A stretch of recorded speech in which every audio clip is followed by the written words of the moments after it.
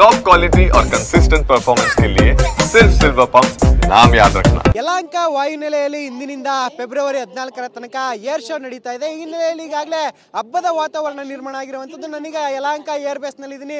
ಇಲ್ಲಿ ಈಗಾಗಲೇ ಬಾನಂಗಳದಲ್ಲಿ ಚಿತ್ತಾರವನ್ನು ಬಿಡಿಸೋದಕ್ಕೆ ಒಂದಷ್ಟು ಲೋಹದ ಹಕ್ಕಿಗಳು ಅಂದ್ರೆ ಯುದ್ಧ ವಿಮಾನಗಳು ಬಂದು ನಿಂತಿವೆ. ಮತ್ತೊಂದಷ್ಟು ಯುದ್ಧ ವಿಮಾನಗಳು ಹಾಗೆ ಬೇರೆ ಬೇರೆ ದೇಶದ ಒಂದು ವಾಯುಸೇನೆಯ ಯುದ್ಧ ವಿಮಾನಗಳು ಇಲ್ಲಿ ಪ್ರದರ್ಶನಕ್ಕೆ ಇಟ್ಟಿರುವಂಥದ್ದು. ಈಗಾಗಲೇ ಗಮನಿಸ್ತಾ ಇದ್ದೀರಾ, ಮಿಗ್ 70 V5 ಇರ್ಬೋದು, ಹಾಗೆ ಮಿಗ್ ಬೇರೆ ಒಂದು ಮಿಗ್ ಜೊತೆಗೆ ಬೇರೆ ಬೇರೆಯ ಒಂದು ಏರ್ಫೋರ್ಸ್ನ ವಿಮಾನಗಳು ಕೂಡ ಇಲ್ಲಿ ಪ್ರದರ್ಶನಕ್ಕೆ ಇಟ್ಟಿರುವಂಥದ್ದು. ಇನ್ನು ಈ ಒಂದು ಜಾಗದಲ್ಲಿ ಈಗಾಗಲೇ ಸಾಕಷ್ಟು ಜನರು ಆಗಮಿಸಿ ಈ ಒಂದು ವಿಮಾನಗಳನ್ನು ಕಣ್ತುಂಬಿಕೊಳ್ಳುವ ಕೆಲಸವನ್ನು ಕೂಡ ಮಾಡ್ತಿದ್ದಾರೆ. ಇನ್ನು ಇಂದಿನಿಂದ ಏನು ಅಧಿಕೃತವಾಗಿ ಏರ್ ಶೋ ಆರಂಭ ಆಗಿದೆ. ಈ ಹಿನ್ನೆಲೆಯಲ್ಲಿ ಸಾಕಷ್ಟು ಜನರು ಬೇರೆ ಬೇರೆ ಭಾಗಗಳಿಂದ ಆಗಮಿಸಿ ಇಲ್ಲಿ ಏರ್ ಶೋನ ಒಂದು ಕಣ್ತುಂಬಿಕೊಳ್ಳೋಕೆ ಬಂದಿರುವಂಥದ್ದು. ಇದ್ರ ಜೊತೆಗೆ ಈಗಾಗಲೇ ರಫೇಲ್ ಸೇರಿದಂತೆ ಬೇರೆ ಬೇರೆ ಯುದ್ಧ ವಿಮಾನಗಳು ಕೂಡ ಈ ಒಂದು ಜಾಗದಲ್ಲಿ ಬೀಡು ಬಿಟ್ಟಿದೆ. ಜೊತೆಗೆ ಸಾಕಷ್ಟು ಜನರು ಕುತೂಹಲದಿಂದ ಈ ಒಂದು ವಿಮಾನಗಳನ್ನ ವೀಕ್ಷಣೆ ಮಾಡ್ತಾ ಇರುವಂತದ್ದು. ಜೊತೆಗೆ ಅದರ ಬಳಿಯಲ್ಲಿ ನಿಂತ್ಕೊಂಡು ಫೋಟೋಗಳನ್ನು ಕೂಡ ತೆಗೆಸಿಕೊಳ್ಳುವಂತ ದೃಶ್ಯಗಳು ಕಂಡು ಬರ್ತಾ ಇದೆ. ಇನ್ನು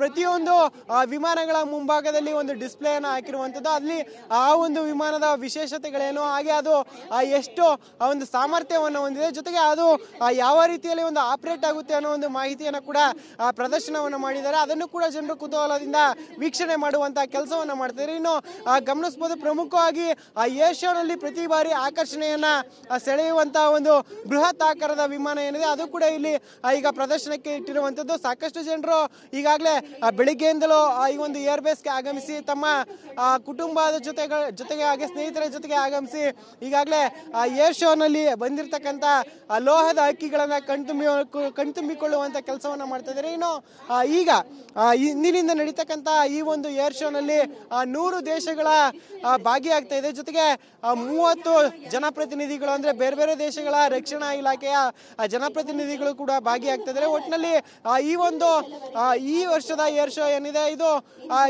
the runway to billion opportunity ಅನ್ನುವಂಥ ಟ್ಯಾಗ್ ಲೈನ್ ಅಡಿಯಲ್ಲಿ ನಡೀತಾ ಇರುವಂತದ್ದು. ಈ ಹಿನ್ನೆಲೆಯಲ್ಲಿ ಸಾಕಷ್ಟು ಒಂದು ಸಂಶೋಧನೆ ಹಾಗೆ ತಂತ್ರಜ್ಞಾನಕ್ಕೆ ಸಂಬಂಧಪಟ್ಟ ಎಕ್ಸಿಬಿಷನ್ಗಳ ಕೂಡ ಪ್ರದರ್ಶನಕ್ಕೆ ಇದೆ. ಇದರ ಜೊತೆಗೆ ಯುದ್ಧ ವಿಮಾನಗಳು ಹಾಗೆ ಯುದ್ಧ ವಿಮಾನಗಳ ಒಂದು ಸಾಮರ್ಥ್ಯಗಳನ್ನ ಪ್ರದರ್ಶನ ಮಾಡೋದಕ್ಕೂ ಕೂಡ ಇಲ್ಲಿ ವೇದಿಕೆ ಸಿದ್ಧ ಆಗಿರುವಂತದ್ದು. ಜೊತೆಗೆ ಏರ್ ಶೋನಲ್ಲಿ ಪ್ರಮುಖವಾಗಿ ಏನು ಬಾನಂಗಳದಲ್ಲಿ ಚಿತ್ತಾರವನ್ನು ಮೂಡಿಸ್ತಕ್ಕಂಥ ಲೋಹದ ಹಕ್ಕಿಗಳನ್ನ ಕಣ್ತುಂಬಿಕೊಳ್ಳೋದಕ್ಕೂ ಕೂಡ ಸಿಟಿ ಜನರು ಕಾತರರಾಗಿದ್ದಾರೆ. ಒಟ್ಟಿನಲ್ಲಿ ಏರ್ ಶೋ ಇವತ್ತಿನಿಂದ ಆರಂಭ ಆಗಿದ್ದು ಸದ್ಯ ಯಲಹಂಕದ ಸುತ್ತಮುತ್ತ ಒಂದು ರೀತಿಯಲ್ಲಿ ಹಬ್ಬದ ವಾತಾವರಣ ನಿರ್ಮಾಣ ಆಗಿದೆ ಅಂತಾನೆ ಹೇಳ್ಬೋದು. ಕ್ಯಾಮರಾ ಪರ್ಸನ್ ಗಿರೀಶ್ ಜೊತೆ ಶಾಂತಮೂರ್ತಿ, TV9 ಬೆಂಗಳೂರು.